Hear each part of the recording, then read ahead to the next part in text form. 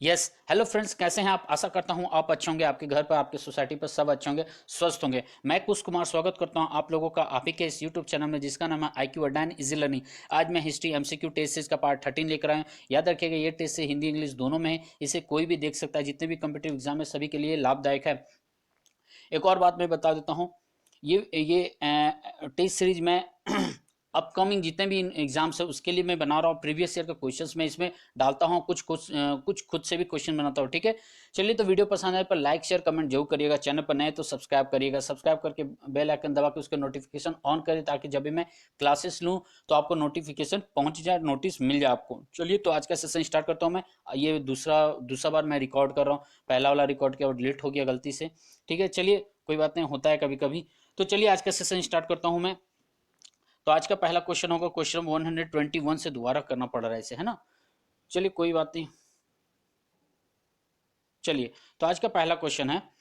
Question number 21 कहता है, 121 कहता है, 1857 का चिन्ह क्या निश्चित किया गया था? आपके पास चार ऑप्शन है। पहला ऑप्शन कहता है कमल एवं चपाती, दूसरा ऑप्शन कहता है कमल एवं गुलाब, तीसरा ऑप्शन कहता है चपाती तलवार, चौथा ऑप्शन कहता है इनमें से कोई नहीं।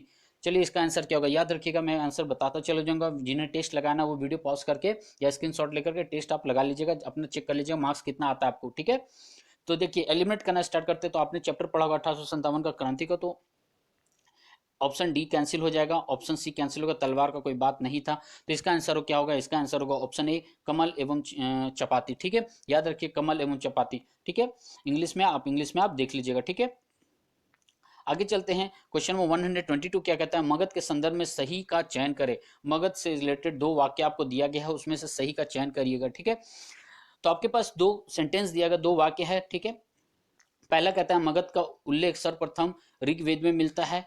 ठीक है, दूसरा वाक्य आपको दिया गया अर्थवेद में, यद्यपि मगध का उल्लेख मिलता है। तो क्या कहा गया कि सही का चयन करें, निम्नलिखित में से कौन है? आपके पास चार ऑप्शन है। पहला ऑप्शन कहता है केवल एक, दूसरा है केवल दो, तीसरा है एक और दो दोनों, और चौथा है ना एक और ना दो। चलिए, एलिमिनेट करना स्टार्ट करते हैं। जो सही होगा उसे रखेंगे, जो न गलत होगा उसे एलिमिनेट कर देंगे।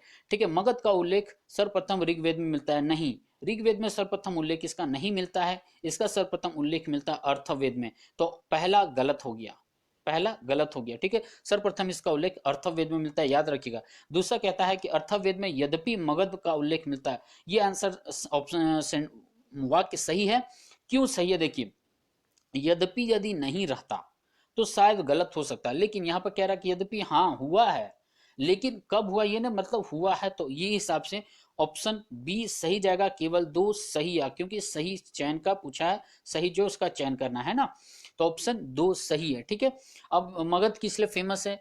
ये प्रीवियस ईयर क्वेश्चन है, पब्लिक सर्विस कमीशन से मैंने उठाया है, नेट में पूछा गया इससे रिलेटेड। ठीक है, मगध के महाजनपद आपको याद होगा, उसमें से एक मगध बहुत समृद्ध था, कला संस्कृति से बहुत फेमस था। उस समय इसकी राजधानी गिरिवज थी, जो आज के समय राजगृह है, जो पटना में पड़ता है। ठीक है, पटना नहीं, मतलब बिहार में, सॉरी। ठीक है, बिहार में पड़ता है। आगे चलते, क्वेश्चन नंबर 123 क्या कहता है, देखते हैं। निम्नलिखित में से गलत वाक्यों का चयन करें। अब गलत का चयन करना है हमें। ठीक है, कौन सा गलत है याद रखिएगा, इस पर ध्यान दीजिएगा। ठीक है, आपको फिर से दो वाक्य दिया गया है। ये भी प्रीवियस ईयर है, नहीं, इसे मैंने खुद से बनाया क्वेश्चन, ये प्रीवियस ईयर नहीं है। ठीक है, चलिए, तो पहला वाक्य देता है सुदर्शन झील का निर्माण गुप्त काल में हुआ था। ठीक है, सुदर्शन झील का निर्माण गुप्त काल में। दूसरा वाक्य आपको दिया गया है कि सुदर्शन झील आज के हम्पी कर्नाटक में है। तो इसका क्या होगा? आपके पास चार ऑप्शन, वही ऑप्शन है, केवल एक, केवल दो, एक और दो दोनों, ना एक और ना दो। क्या होगा आंसर? देखिए, सबसे पहले एलिमिनेट करना स्टार्ट करते हैं। जो सही होगा उसे रखेंगे, और जो गलत होगा उसे हटाएंगे। क्वेश्चन के अकॉर्डिंग जो गलत होगा उसे हटाएंगे। ठीक है, कहता है सुदर्शन झील का निर्माण गुप्त काल में होता, नहीं, ये नहीं है। तो इट मीन्स ऑप्शन ए सही जा रहा है क्वेश्चन के अकॉर्डिंग, जो गलत है वो पूछा गया। तो सुदर्शन झील का निर्माण हुआ था, याद रखिएगा, मौर्य पीरियड में। चंद्रगुप्त मौर्य के जो एक राज्यपाल थे, कहाँ के राज्यपाल थे? सौराष्ट्र गुजरात के राज्यपाल थे, सौराष्ट्र गुजरात के राज्यपाल थे। राज्यपाल का नाम क्या था? पुष्यगुप्त। याद रखिएगा, कहीं कहीं आपको पुष्यगुप्त मिलेगा, कहीं कहीं आपको पुष्यगुप्त वैश्य भी मिलेगा। ठीक है, तो दोनों एक ही हैं। तो चंद्रगुप्त मौर्य के जो काल में सौराष्ट्र के राज्यपाल पुष्यगुप्त ने ही सुदर्शन झील का निर्माण करवाया था। क्यों करवाया था सुदर्शन झील का निर्माण? तो सिंचाई के लिए करवाया था। याद रखिए, बहुत बार पूछता है क्वेश्चन, क्यों कराया गया था? तो सिंचाई के लिए। दूसरा चलते हैं, सुदर्शन झील आज के हम्पी में नहीं, अभी मैंने तुरंत बता दिया कि सौराष्ट्र गुजरात में है। याद रखिए, सौराष्ट्र गुजरात में है। हम्पी क्यों फेमस है? हम्पी का फेमस है विजयनगर एम्पायर से रिलेटेड संबंधित है ये। वहाँ बहुत बहुत पुराने विशाल भव्य किले वगैरह हैं, ठीक है। और खास करके वहां पर विरूपाक्ष का जो मंदिर है इसलिए यहाँ पे फेमस है, ठीक है। तो दोनों वाक्य गलत है, तो इसका आंसर होगा ऑप्शन डी, ना एक ना दो, दोनों गलत है, ठीक है। एक मिनट, दोनों गलत है ना, तो इसका आंसर जाएगा ऑप्शन सी, मतलब दोनों सही, ये मतलब सही है, ठीक है। क्वेश्चन के अकॉर्डिंग ये जाएगा, एक और दो दोनों गलत पूछा है, ठीक है, इसलिए ऑप्शन सी जाएगा, ठीक है। आगे चलते हैं, क्वेश्चन नंबर 124 क्या कहता है।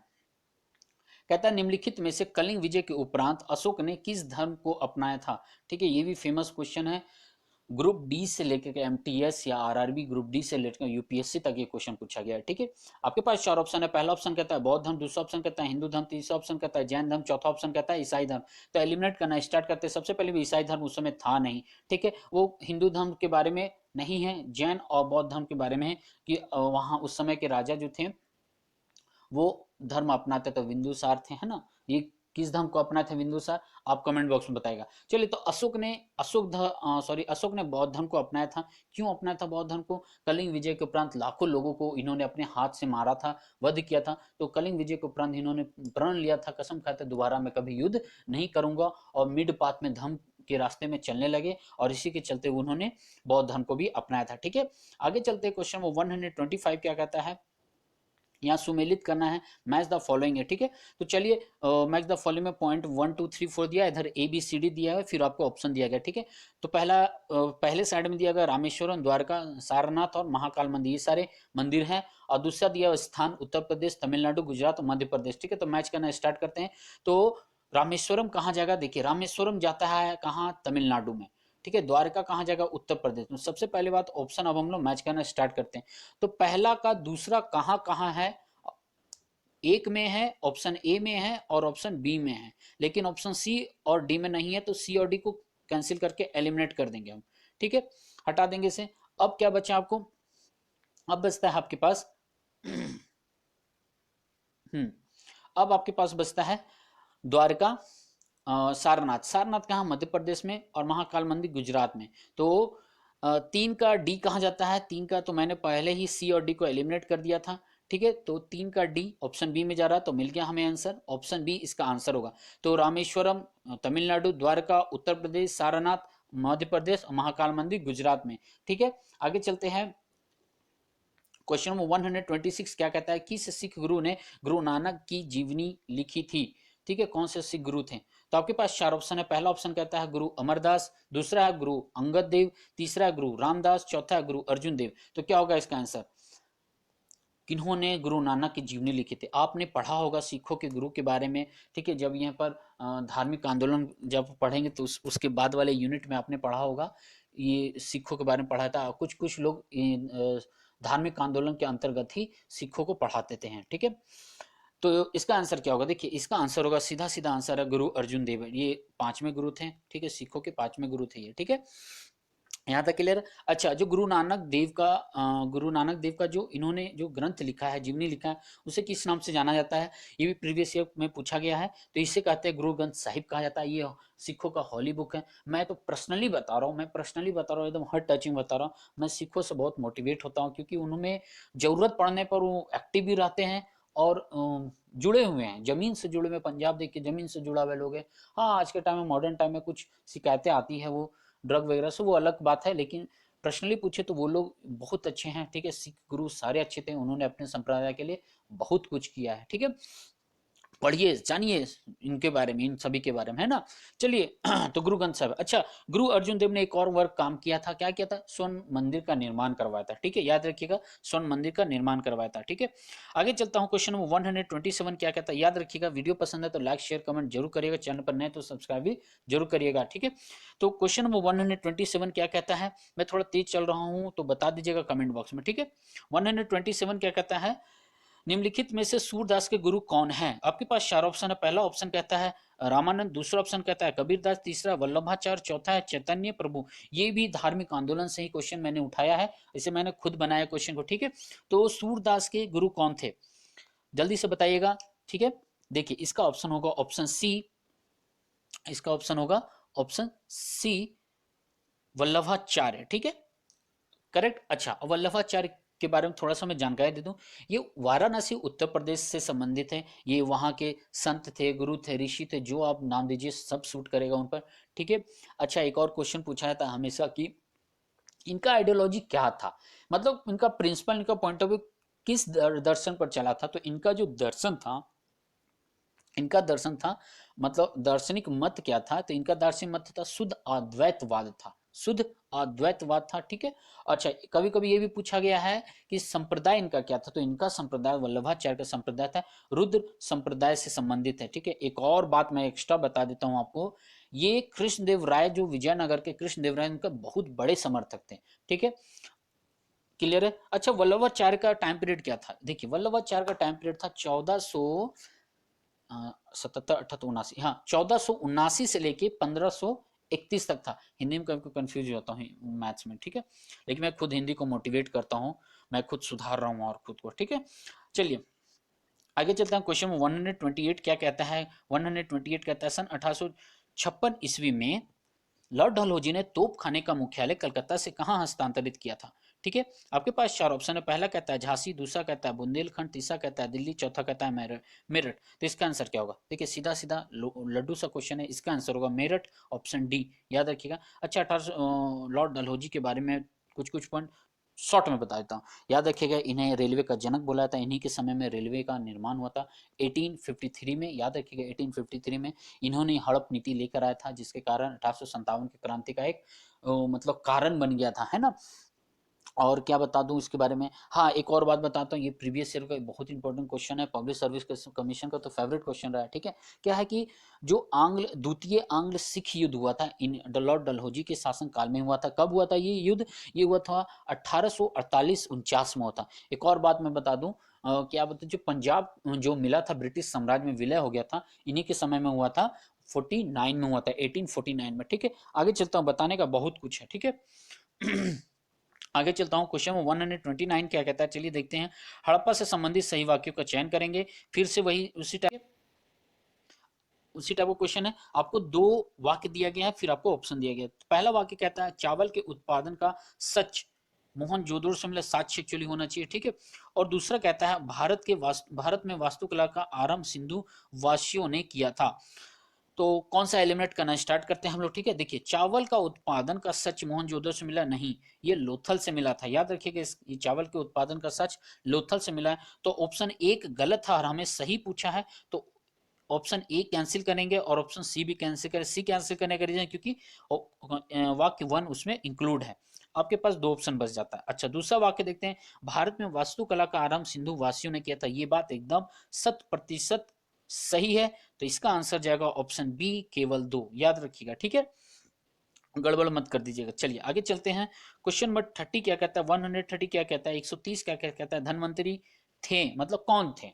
आपके पास चार ऑप्शन है। पहला ऑप्शन कहता है चंद्रगुप्त मौर्य के विख्यात जर्नल। ठीक है। दूसरा ऑप्शन कहता है चंद्रगुप्त विक्रमादित्य के राज दरबार के प्रसिद्ध चिकित्सक।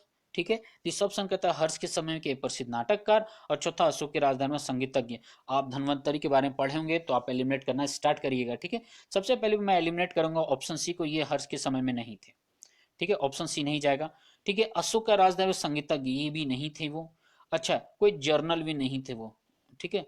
जर्नल भी वो कोई नहीं थे। ठीक है। तो एक ही ऑप्शन बच गया आपको, ऑप्शन बी बच गया, चंद्रगुप्त द्वितीय के राज दरबार के प्रसिद्ध चिकित्सक थे। इसके बाद थोड़ा सा मैं बता दूं, जो ये धन्वंतरी थे, इन्होंने इन्हें आयुर्वेद के प्रथम आचार्य और प्रवर्तक कहा जाता है। ठीक है। ये आयुर्वेद के प्रथम आचार्य और प्रवर्तक माना गया है। और इनका जो ग्रंथ था, इनका ग्रंथ का नाम है धन्वंतरी संहिता, नाम है, याद रखिए धन्वंतरी संहिता। किसके समय में थे, चंद्रगुप्त द्वितीय विक्रमादित्य। अच्छा, चंद्रगुप्त द्वितीय ने विक्रमादित्य की उपाधि कब धारण किया था, बता पाएंगे आप। देखिए, शकों का उन्मूलन के समय इन्होंने और विक्रमादित्य की उपाधि किया था। उसी समय इन्होंने चांदी के स्पेशल सिक्के भी जारी किए थे। वैसे तो 3 सिक्के जारी किए थे, सोना, चांदी, तांबे के। ठीक है। अच्छा, ये तीनों सिक्कों को क्या कहा जाता था उनके समय में, आप कमेंट बॉक्स में जरूर बताइए, आपका होमवर्क है। ठीक है।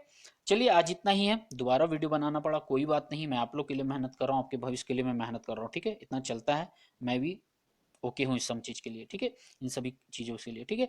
चलिए तो ठीक है, वीडियो पसंद है तो लाइक शेयर कमेंट जरूर करिएगा। चैनल पर नहीं तो सब्सक्राइब करना ना भूले, चैनल को सब्सक्राइब करके बेल आइकन दबा के उसका नोटिफिकेशन ऑल कर दीजिएगा, ताकि जब भी मैं क्लासेस दूं तो आपको नोटिफिकेशन चला जाए। ठीक है, मैं ये चैनल न्यू हूं, मैं धीरे धीरे सब कुछ काम करूंगा।